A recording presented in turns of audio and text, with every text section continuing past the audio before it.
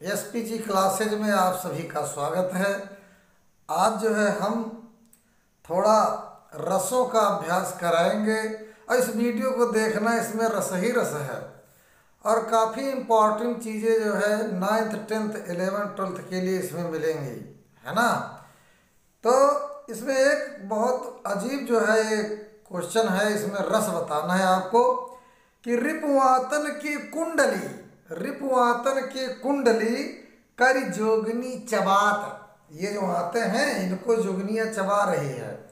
रिपुवातन की कुंडली कर जोगनी चबात और पीवही में पागी गनो और जुबत जलेबी खात। बहुत ध्यान से देखना इसको। उक्त छंद में रस है। ऑप्शन देखिए आपकी स्क्रीन पर, ये वीर रस, श्रृंगार रस, विभत्स रस, भयानक रस। तो यहाँ पर बच्चों कौन सा रस होगा? देखिए, रिपु आतन की कुंडली, दुश्मनों की जो आते हैं, जो कुंडली तरह है ना, घूमी घूमी हुई जलेबी तरह लिपटी हुई, और जोगनिया जो है उनको खा रही है। और पीबही में पागी गनो और जुबत जलेबी खात। ऐसा मालूम देता है कि जोगनिया युद्ध क्षेत्र में जलेबी खा रहे हों। तो यहाँ पर बच्चों मैंने 4 ऑप्शन दिए, जहाँ ऐसी चीज़ें आती हैं वहाँ होता है, कौन सा रस होता है? विभत्स रस। तो यहाँ पर नंबर ग ऑप्शन सही होगा, विभत्स रस, है ना। आगे देखिए, अगला क्वेश्चन है कि संयोग और वियोग 2 रूप हैं। किस रस में 2 रूप हैं? नंबर का भयानक रस के, नंबर का श्रृंगार रस के, नंबर का जो है करुण रस के, और नंबर का हास रस के। अब यहाँ पर संयोगावस्था में जब प्रेमी प्रेमिका साथ में हो, जब पति पत्नी साथ में हो, जिससे हम प्रेम करते हैं, अगर वो साथ में है तो इसका कहा संयोगावस्था। और वही अगर दूर हो जाए, दूर दूर रहो, तो उसको क्या कहते हैं? वियोगावस्था, है ना। जब नायक और नायिका, प्रेमी प्रेमिका दूर दूर हो तो उसको कहते हैं वियोगावस्था, और जब नज़दीक नज़दीक हो तो उसको क्या कहते हैं? संयोगावस्था। तो ये दशा किस रस में है? तो यहाँ पर बच्चों नंबर खाएगा श्रृंगार रस में। श्रृंगार रस के 2 भेद होते हैं, संयोगा अवस्था और वियोगावस्था को विप्रलम्ब श्रृंगार भी कहते हैं। चलिए अच्छा अगला देखते हैं। निस्दिन बरसत नयन हमारे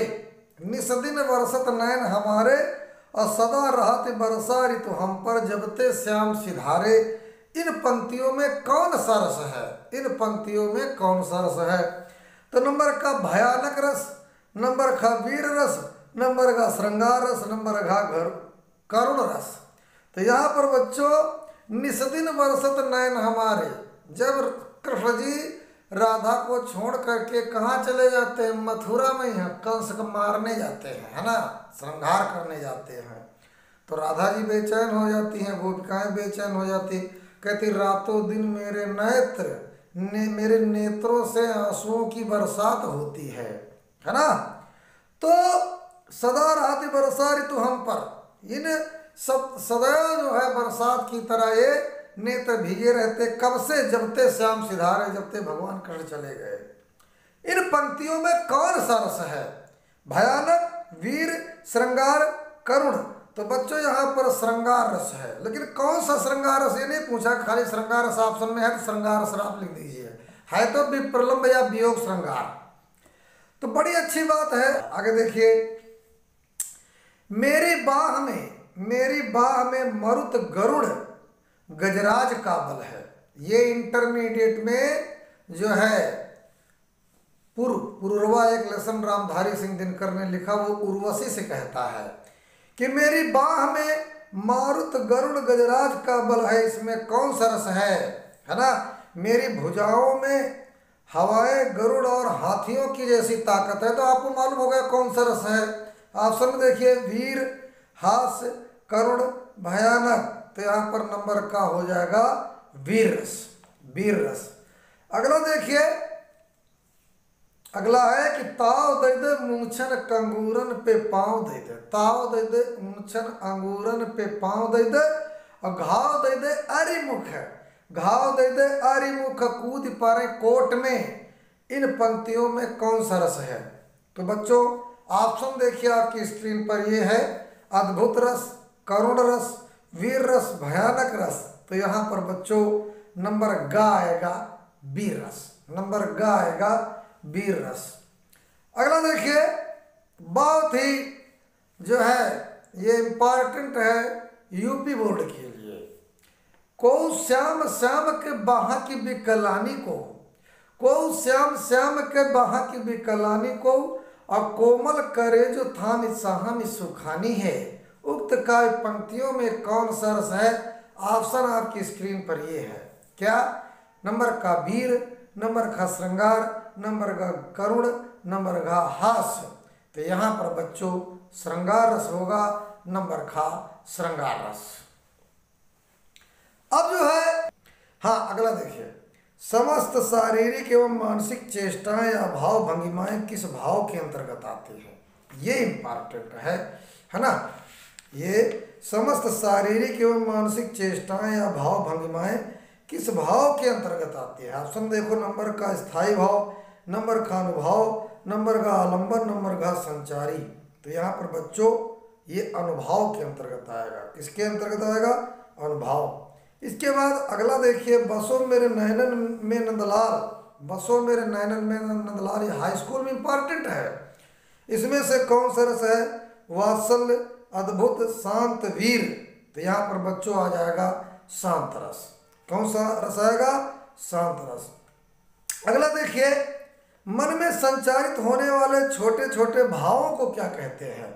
ऑप्शन में स्थायी भाव, आलंबन विभाव, उद्दीपन विभाव, संचारी विभाव। तो मेरे प्यारे बच्चों यहाँ पर आएगा नंबर घ ऑप्शन। मेरे बच्चों यहाँ पर आएगा घ ऑप्शन, संचारी भाव। इसको संचारी भाव कहते हैं। इसके बाद अगला क्वेश्चन देखिए, जो भाव हमारे मन में स्थायी रूप से रहते हैं उन्हें कहते हैं उद्दीपन विभाव, संचारी भाव, अस्थायी भाव, आलंबन विभाव। इसमें से सही ऑप्शन कौन होगा? अगर आप हिंदी की अच्छी तैयारी करे हुई हो तो बता दोगे, है ना।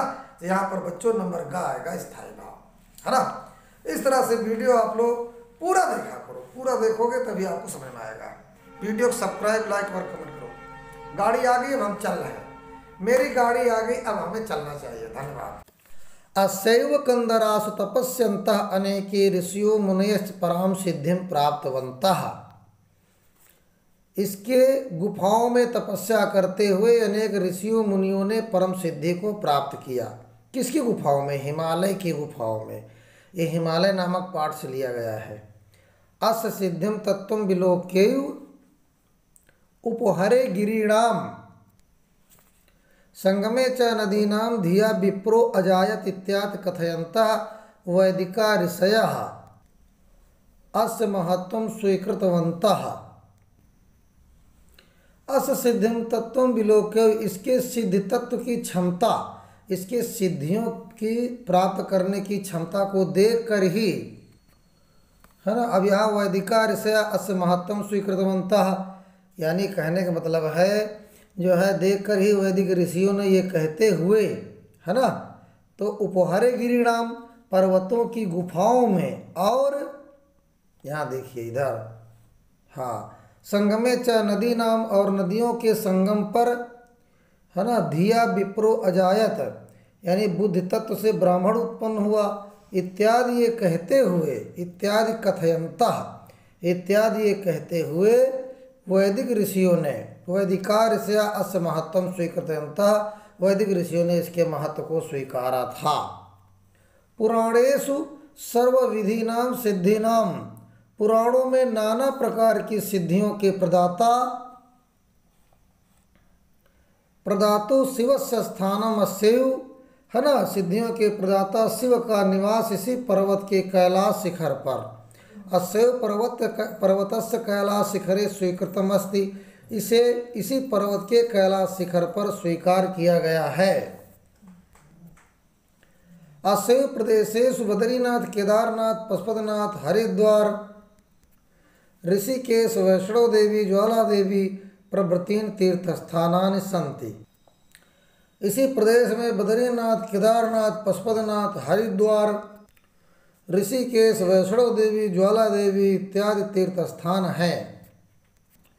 अतएव पर्वतराजो अयम हिमालय रक्षकतया पालकतया सर्वसिद्धिभिः संरक्षकतया सिद्धि सर्वसिद्धि प्रदातृतया च भारतीयेषु जनेषु, है ना, असुतराम समादृता पर्वतराजा इति। इसलिए ये पर्वतराज हिमालय रक्षा की दृष्टि से, पालन की दृष्टि से, सभी औषधियों की सुरक्षा की दृष्टि से और सर्वसिद्ध प्रदान करने के कारण भारतीय लोगों के हृदय में आज भी आदरणीय ये पर्वत आज भी, यानी ये पर्वत जो है भारतवासियों के लिए अति सम्मानित है, सम्माननीय है, आदरणीय। दरिद्रान भर कौन्तेय मा प्रयच्छे स्वरे धनम व्याधितस्योषधम पथ्यम निवृजस्य किमौषधई है। अब बच्चों संदर्भ में लिखना प्रस्तुत पद्य खंड या प्रस्तुत श्लोक हमारे पाठ्य पुस्तक कक्षा 11 हिंदी के लोभा पापस्य कारणम नामक पाठ से लिया गया है। तो है, फिर से देखिए, यहाँ पर भगवान कृष्ण युधिष्ठिर से कह रहे हैं कि दरिद्रान भर कौन्तेय, हे युधिष्ठिर, निर्धनों का पालन भरण पोषण करो, गरीब आदमियों का भरण पोषण करो, प्रच्छे स्वरम धनम, और समर्थ व्यक्तियों को धन मत दो। दरिद्रान भर कौन्तेय, निर्धन लोगों का भरण पोषण करो, निर्धन लोगों की मदद करो, और प्रयच्छे स्वरे, है ना, यहाँ पर प्रयच्छे स्वरे माने समर्थ को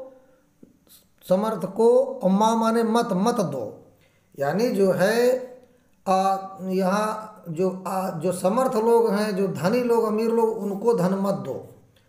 और इसके बाद व्याधितस्य औषधम, यानी औषधि यानी दवा, रोगी के लिए तो हितकारी होती है, पथ्य माने हितकारी होती है, और निरुजस्य किम औषधम, और जिसको जो रोगी नहीं है इस औषधि से निरोग को, भला आदमी को क्या लाभ, यानी धनवानों के पास तो धन है ही, धन की आवश्यकता उसी को हो जिसके पास धन नहीं है। इसलिए हे, यहाँ पर बाघ कह रहा कि इसीलिए हम तुमको एक कंगन देना चाहते हैं।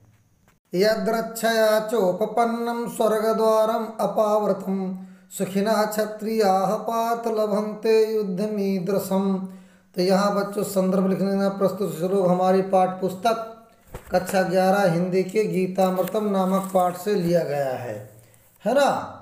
और यहाँ पर लिखना कि यहाँ जो है भगवान कृष्ण अर्जुन से कहते हैं कि हे अर्जुन स्वतः प्राप्त हुए तथा स्वर्ग के खुले हुए द्वार रूपी ऐसे युद्ध को भाग्यशाली क्षत्रिय ही प्राप्त करते हैं, क्योंकि धर्म युद्ध क्षत्रिय को सीधे स्वर्ग प्राप्त करवाता है। इसका ये अर्थ होगा कि हे अर्जुन, ऐसे युद्ध को भाग्यशाली लोग पाते हैं, स्वर्ग द्वारम अपावृत, और जो है ना, और जो युद्ध को भाग्यशाली से, क्योंकि इस युद्ध से हे अर्जुन स्वतः प्राप्त हुए तथा स्वर्ग के खुले हुए द्वार रूपी ऐसे युद्ध को भाग्यशाली क्षत्रिय ही प्राप्त करते हैं।